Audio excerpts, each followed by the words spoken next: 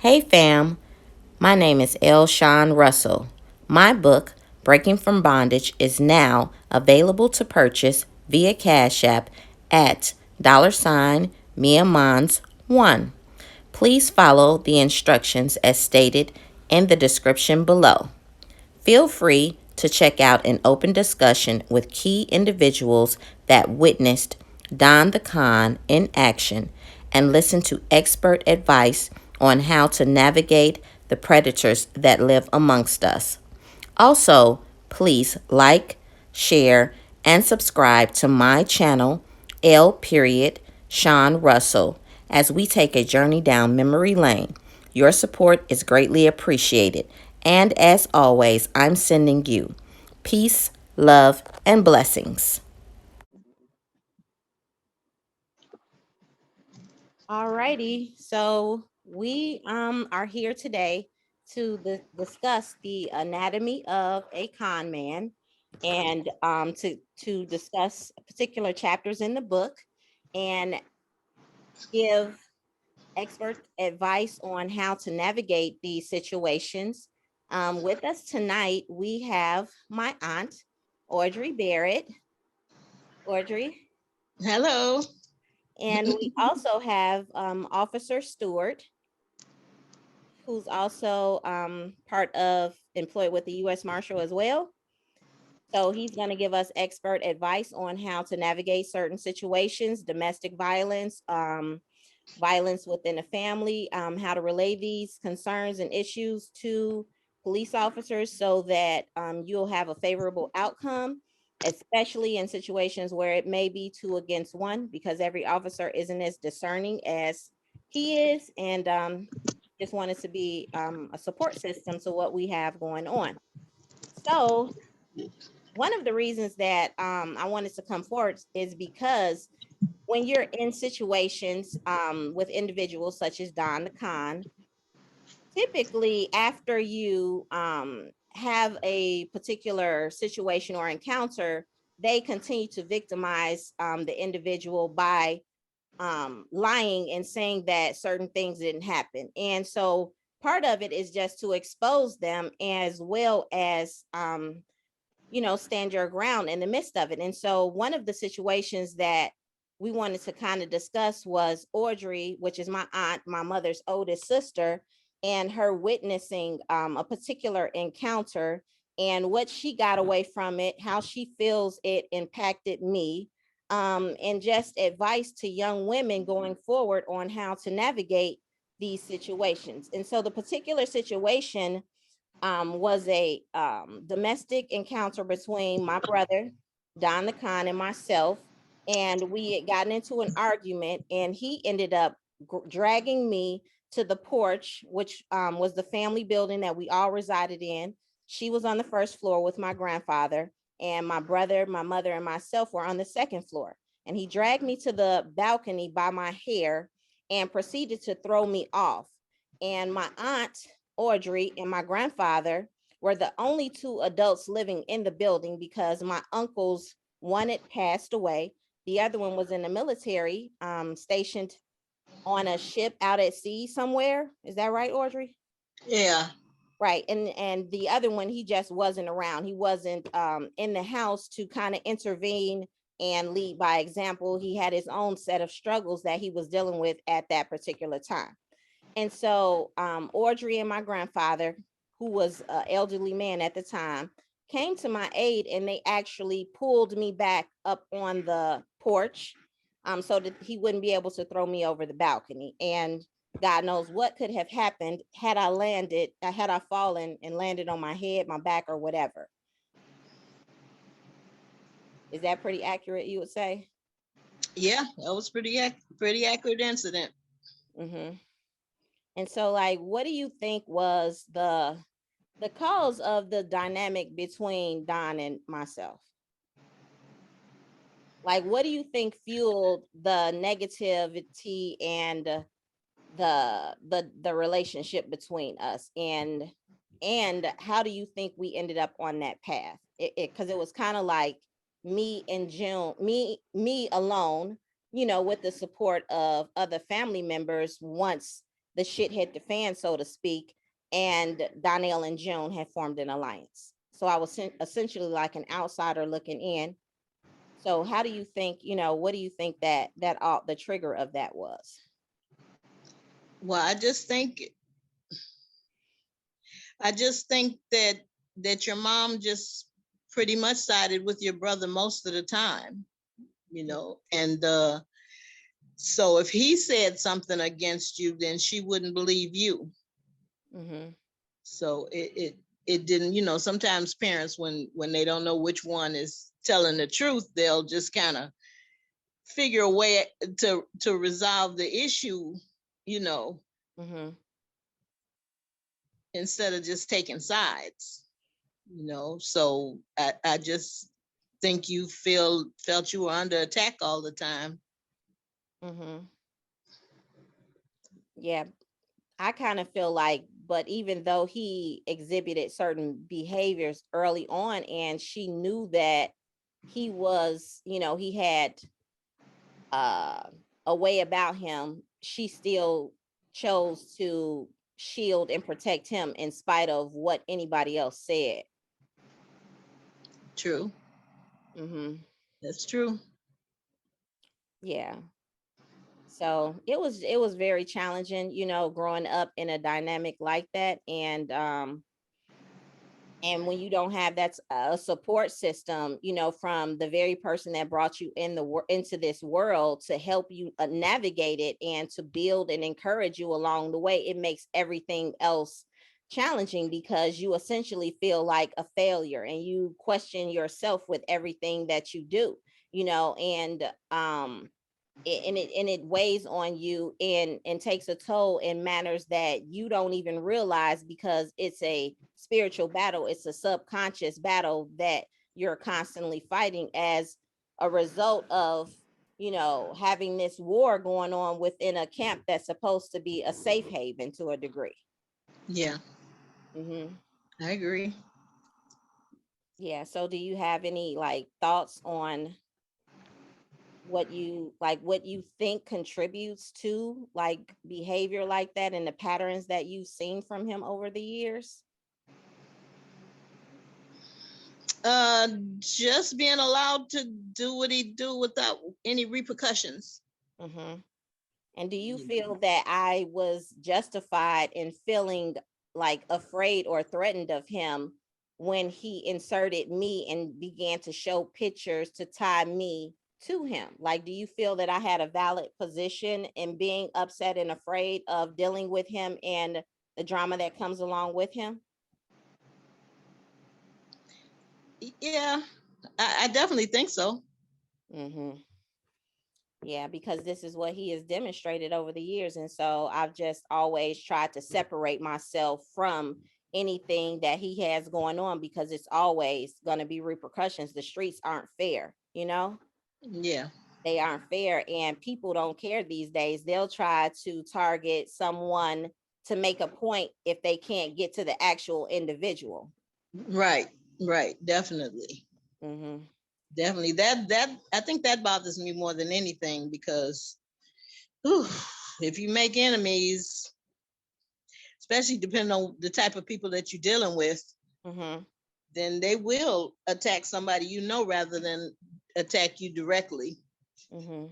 Yeah, because oftentimes that this individual is an enemy. So you move accordingly, but your family doesn't know. They don't know what you're doing in the streets and how to navigate and steer clear of, your enemies. You know what I'm saying? So you essentially are sitting duck if they are not forthcoming with what's really going on. I agree. Mm-hmm. And so tell us, because I'm not 100% sure of a situation that happened early on as far as the show that took place. It was a particular New Year's Eve, and Donnell and Brill decided to put on a showcase. So how did that whole thing come about? Do you remember? Uh, well, they had a group and they wanted to put on a show, and I don't even know why they chose not to have it in Chicago. I think it's Wisconsin or something, or Indiana. I'm not sure where it was, but I know they had to drive a pretty good ways to get to this venue. Mm-hmm. And consequently, they didn't have, like in Chicago, they probably would have understood the dynamics of the, the crowd and the people that they were wanted to do the show, who they could bring in. But they're being out of town, they didn't have a clue. So, and the weather was bad the day of the show, and the group that they wanted to feature had been in town 3 or 4 times prior to them having a show with them. Mm-hmm. So therefore they didn't draw the crowd. So then, money wasn't made, and I guess they were intending to have use the door money in order to pay the people the rest of what they owed them. Mm-hmm. But I don't even think all the parties knew what had been promised to the people that were in the show. So therefore, after the show, they were looking for their money. And what do you mean all the parties didn't know what they were being promised? Well, all the members of the group didn't know because Oh, Donnell handled the finances. okay. So they weren't privy to what promises he made. Right. And so some of the things that I guess the guys who were looking for their money were saying they were a little shocked by it themselves. So needless to say, an opportunity came for them to not be around, and they took it. Which was River Dance. Yeah. Mm-hmm. And in the meantime, they were supposed to send the money home to Donnell's mom. Mm-hmm. And that's something that didn't happen by all the members of the group. Right. Or at least by the 2 members of the group. Right. So Brill sent his money home, and I just remember him being like very disappointed in the outcome, and he was like really diligent about making sure that he would send his money home to make good on that particular showcase, that event, right? To save Right. his name, because he went on to establish a dance company here in Chicago, and you just wouldn't want to have a bad reputation, floating around about you being a bad paymaster. If you plan to move forward in a city, you want your name to be in good standing, because at the end of the day, that is the most important thing you have, your name, right? Well, I think more than at that particular time, I think it was more than he just wanted to do the right thing. Mm-hmm. I don't even know how far in the future he was looking at that point. Mm-hmm. They were promised it, so he wanted to make good on it. Mm-hmm. Mm-hmm. So like, do you think that might have been like the straw that broke the camel's back in terms of Donnell and Brill's relationship? well, they did kind of go their separate ways after Riverdance. Mm-hmm. And that was probably, I don't know, I think that it was because Brill ended up paying, and Donnell was able to keep his money, and June supplemented her income to kind of pay the debt, pay the guys, Mm-hmm. and I just feel like, Brill just felt that wasn't fair. Yeah. Mm-hmm. Yeah. So, and it wasn't fair because it was an agreement that they came into together. They were business partners, and Donnell just left him hanging, and he had to make good on the promise. So, but I mean, in spite of all of that, Brill went on to do great things. You have any information that you can share with the people about the dance company that he created? Yes, he has a dance company called Mad Rhythms. Mm-hmm. And he also has a dance school called Mad Rhythms Tap Academy. Mm-hmm. And they also do performances, and they have tap dance classes for children on Saturdays and for adults during the week. Mm-hmm. And it's been going on, like the company has been around for 20 years now. Mm-hmm. 20 years. Right.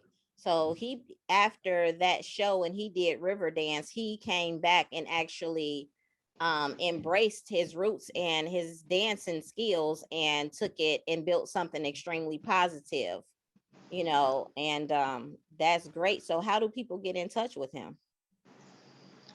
Well, the website is Mad Rhythms Tap Academy. It's being updated now to include the new schedule, Mm-hmm. but you can still go on it and see. You can see the old schedule, which the times are the same. Mm-hmm. So it's just madrhythms.com. Mm-hmm. And then there's a number on there that you can call if you see anything. You can also go on their YouTube pages and watch videos of them performing Mm-hmm. for Mad Rhythms or Brill, you Mm-hmm. know. Mm-hmm. So let me ask you this question. What do you think is the basis of the, I want to say, hatred, for a lack of a better term, that Don has towards me? What do you think that came from? I I don't have a clue because it doesn't make sense to me. I don't have a clue. It's just you all tied up and there was no one there to set the record straight between the two of you all. Mm-hmm. So just, children can,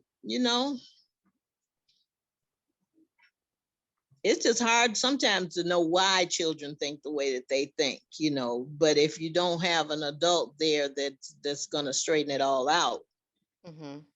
then I don't know.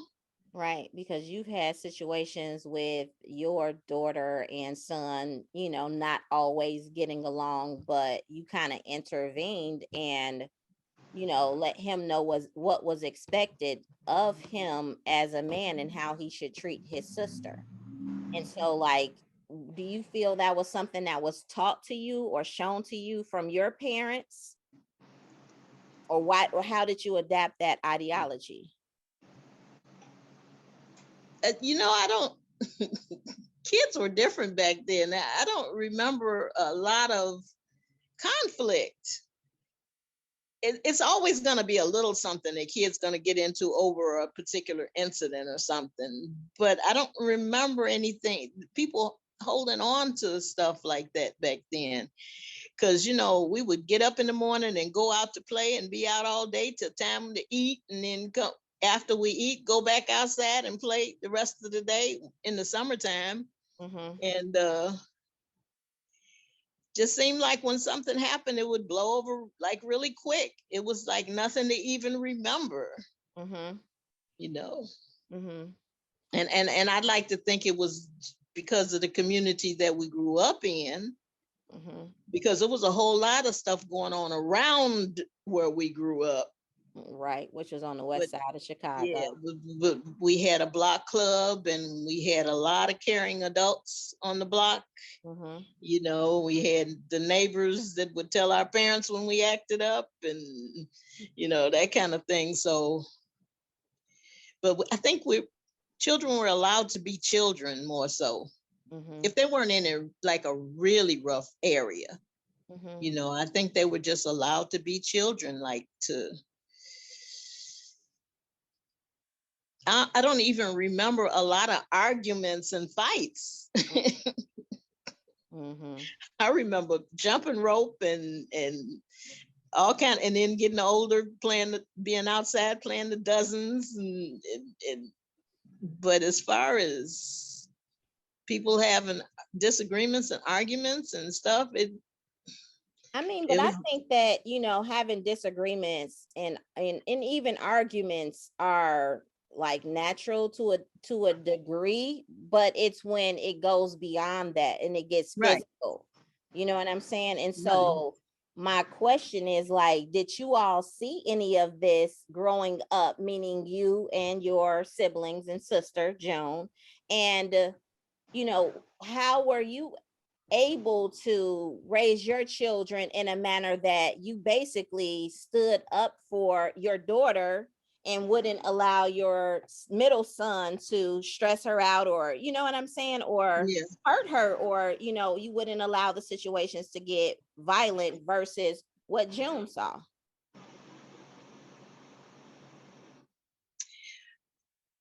Yeah, I just would put my foot down and wouldn't let it go any further, and I mean, and they would just argue, and her middle brother, he would just be doing stuff to get on her nerves. Who's that, Don? Huh? Don? No, you said my children. Oh, your middle. Oh, okay. Javon. Right. Yeah. J-Bo. Yeah. Yeah, it A clown character. yeah, a lot of times he would irritate her because he could, Mm-hmm. but Yeah. she would be serious. Yeah. Because she's the baby. She right, and she didn't understand the nuances. Mm-hmm. So of what do you think about a mother that would allow her daughter to essentially be beaten by her son? What do I think about it? Mm-hmm. It's unacceptable. And why do you think your sister came into agreement with that, considering the fact that she does have a very strong personality? I can't answer that. I do not know. Mm-hmm. Yeah, so it was just a lonely place. It was a hard place, and but I made it in spite of. So Yeah. yeah. So do you have any advice to offer to young women that are going through situations based upon what you witnessed? That you talking about the young ladies in the situation being, I don't know what they gotta tell somebody and talk to somebody who find someone who's compassionate, who has an ear to listen, Mm-hmm. because I don't know what else they can do, but besides pray, Mm-hmm. I don't know what else they can do if they're still a child, you know, but they just got to tell people so that they won't, you know, so it won't go unnoticed, Right. because a lot of times young people go through things by themselves and they don't let on that how much they're actually going through. Mm-hmm. So they just got to find an adult that'll hear what they're saying. Mm-hmm. Right. Officer Stewart, you are the expert here. You heard the case that has been presented before you. Now we need your expertise as to how young women can navigate through the trenches and come out on top. We need your expertise as to the programs that may be available and what type of programs are out here, and where they should look to maybe even formulate a support system. Well, there's always one in every family that's got to be the dominant alpha in every family. Mine was my older brother. He was dominant, but he was the middle child. But at some point, my sister was older and she was a bigger lady. Your mic is not clear. It's kind of choppy. Hear me now? Yeah, it's better. Okay. Well, like I said, every family has a dominant alpha in the family, and mine was my older brother, but so dominant that he could overtake my sister. So when we were growing up, my sister protected me. So first, when I grew up, I protected her. And girls, and there's no exception for any male to put his hands on a female, brother, sister, regardless of whatever. So women have to have the guts, but the courage to speak out and tell somebody, a friend, a relative that you trust, but they have to tell somebody. If you have to, at some point in time, you have to go to the police. You have to do what you have to do to make sure that you're safe. there are programs out here for domestic violence, but women are in the predicaments as to I gotta stay here because he's paying the bills. Or you never have to stay anywhere to be abused. That's even if you think you do, you're in the wrong situation.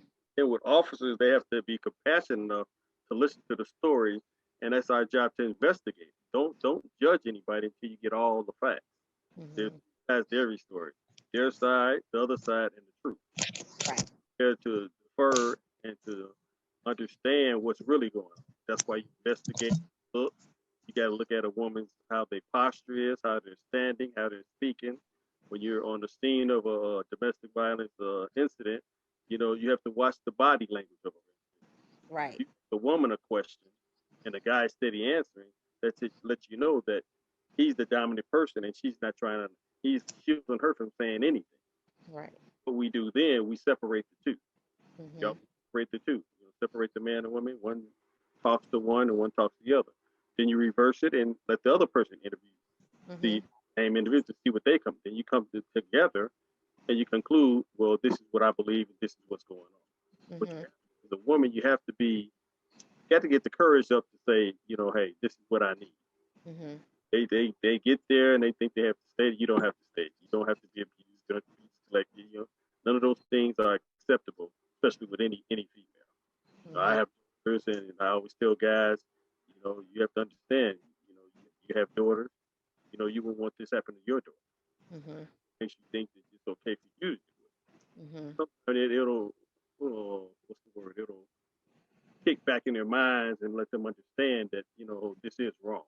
Some guys are just that type of ill-willed and ill-mannered and don't have any respect for women for whatever reason they might have had. And they have to understand that that it's not acceptable. A different time and a different thing. In the old days, it was what goes in his house stays in his house. My mother was. I think that's still an accurate saying, and it holds weight today, which is the reason why I feel like I've gotten pushback from coming out about this situation, because it did happen in a family dynamic, and so people don't understand. But how do you empower young women? Number one, how do you let them know, number two, that they're not alone? This isn't an isolated event. And number three, that there's hope and that you can come out of this situation. If we continue to maintain this mentality of what goes on in this house stays in this house, because I know that was one of the biggest issues that I dealt with my mother, with me going to the school to share with my the principals we had nuns, because I went to a Catholic school. And so when I went to the school and I shared with her, with them about the fact that my grandmother was sick, I was essentially coming home every day and watching her die.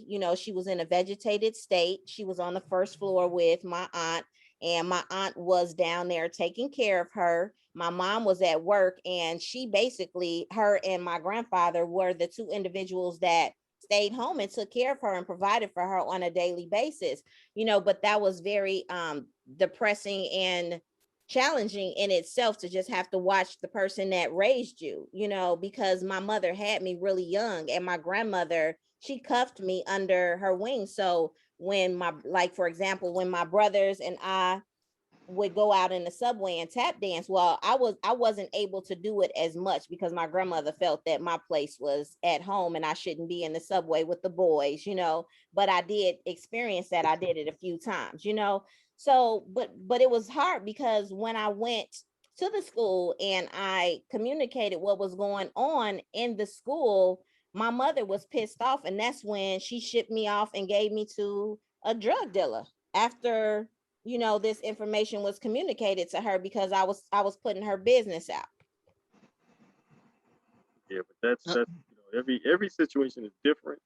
But again, you have to tell somebody, no matter what it is or what it is. You always have to trust one person to tell the truth.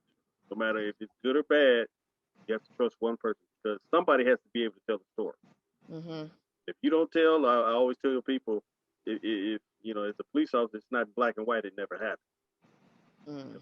You can throw whatever you want to cover it up or whatever. But if it's not documented in these days, it's a different era. So I tell female, document as much as you can. Document. And at the end of the day, once you go before a police officer or a judge to get an order of protection, it's a different thing. So you tell one person as to what the truth is. So let me ask you this question. How often do officers encounter like domestic situations between siblings? And is it common for the mother or parents to side with one over the other?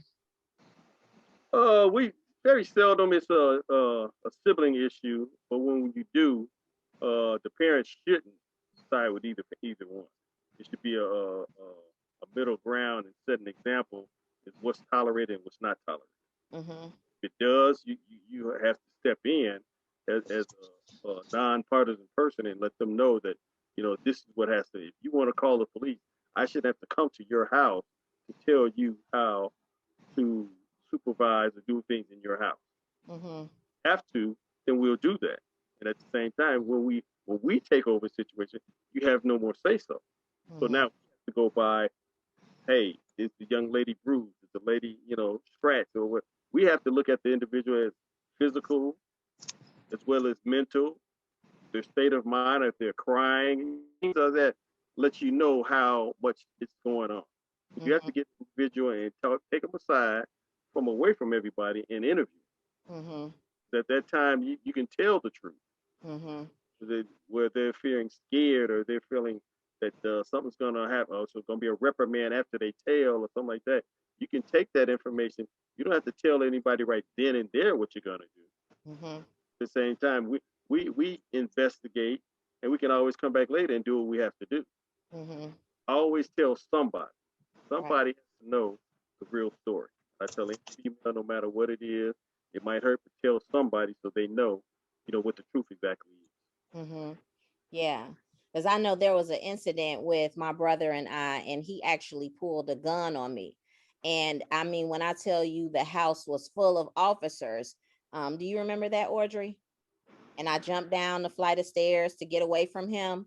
But when the officers came, one of them, she actually did pull me to the side, and she was talking to me because they actually did found it. But my mother, she just came up to me and she was like, if you have him arrested, I'm putting you out of here tonight. You won't have any to go. You know what I'm saying? So I kept being met with situations like that. So what do you do in a situation like that where your whole family lives in the same building? So it's not like you can leave and go to grandmama's house because grandmama live right downstairs, and she's in a vegetated state. So it's not like she can fend for you. You know what I'm saying? So how do you deal with that? That's a whole different scenario, and dealing with that is again, you have to have family members who are willing to step up. So it can't be silent, because when you're being silent, that means you're just as much as guilty as the person. You're observing it, you see what they're doing. You're going along with the whole incident that they continue to bring on, hectic and chaos and mayhem that brings to the family. Somebody has to, at some point in time, look, you're out of line. And usually it's another male that might be there. Right. They're going to dominate the females and they're going to put that fear in you all's heart. But some male has to come along and say, look, you're out of line, guys. You're out of line. Right. So you step back and that's not tolerated. Right. Because this is your sister, this is your brother, your family at the end of the day. You don't do family like that. If you do family, I hate to see what you do to a person in the street. Yeah. So they have to be somebody that's willing to tell the truth. Right. Right. Yeah. Any last thoughts, Audrey? No, I'm taking it in. Yeah. Yeah, I know my auntie was very reluctant about doing this because at the end of the day, that is her sister and she loves her. And she's been going through a lot, I would say heartbroken about everything that's just been coming out in the news, as we all are. Nobody wants to see your family going through it, regardless of the history. It's just very unfortunate because essentially, the system has won. And that's why, it makes it difficult for us to get ahead as a people if we keep doing ourselves, you know? So I just felt that this was very necessary for me to share stories, and just bring on individuals that can speak to it and encourage and give resources. And I just really want to thank you all for taking the time out to come on and chat with me. And I love you, Auntie. I love you too. I was hoping you was gonna offer me some of that lasagna you had over there with me tonight. And, I asked you what was for dinner like 3 times, Oh. but you ain't say you can come over and get some. So, but it's cool. We still quarantining out here. Yeah. Gotta move with caution. Yeah, and so I did get a shipment of the books, Breaking from Bondage, hot off the press, and we will be going through chapter by chapter, keeping people up on what's really going on and how to navigate these streets and these predators out here, because the struggle is real. And if we don't take the time to educate our youth, our young women and men, because there are women out here that are just as vicious, then it's a perpetual cycle that will never be broken. Right. So I want to just thank you all again. What you want to say, officer? Huh? I want another book and sign it this time. I got you. When are you coming by to grab it? What's tomorrow? Thursday? Before work. Before work. All right. I'll see you tomorrow before work. Right. All righty. Well, I just want to leave everybody with peace, love, and blessings. And to win, to fight, to conquer, to thrive. I came to win, to survive.